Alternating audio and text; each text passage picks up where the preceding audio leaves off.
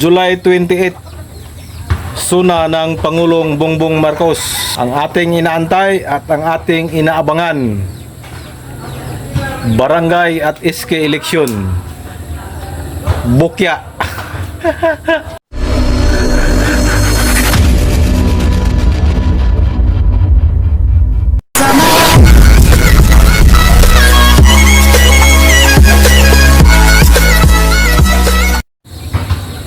Hello, welcome back mga kapobre.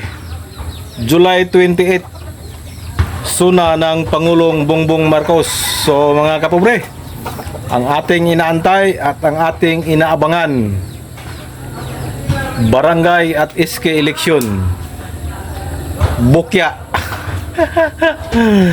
Hindi po sinama sa katatapos lang ng suna ng Pangulo.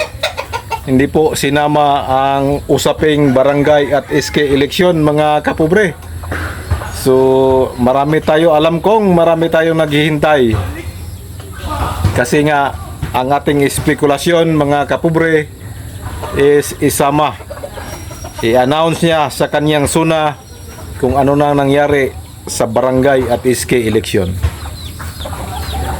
Pero bigo po tayo mga kapobre. Ano nang nangyari? Ano na ang mangyari dyan sa term setting bill na yan mga kapobre? Dahil nga hindi inanunsyo ng presidente. So ibig sabihin tuloy pa rin ang barangay at SK election sa December 1, 2025 mga kapobre. Dahil wala pa pong bagong batas, hindi pa po napirmahan.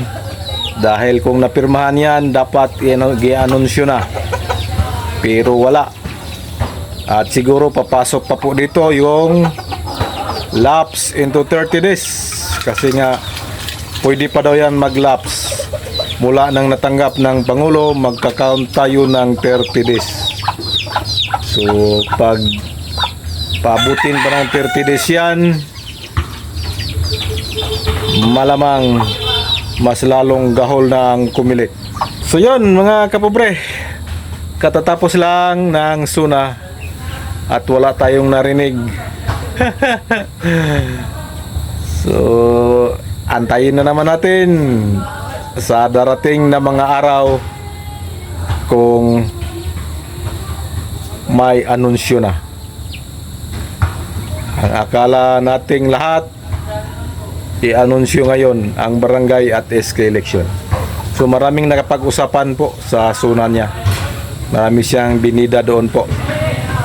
At bago natin tapusin ito mga kapobre is natapos na din po yung eleksyon ng Senate President at nagwagi muli si Senate President Chase Escudero. At sa Congress naman na natiling speaker po si Congressman Martin Romualdez. Wala pong kalaban, pero sa Senate Presidency may kalaban po si Tito Soto, pero ang nakuha niya is 5 votes, samantalang kay Chase Escudero is 19 votes. So overwhelming ang pagkapanalo ni Chase Escudero. So hanggang sa muli mga kapobre, abangan muli natin ang mga kaganapan sa sunod na mga araw na may kinalaman ng barangay at SK election. Bye bye, God bless at magandang hapon sa ating lahat.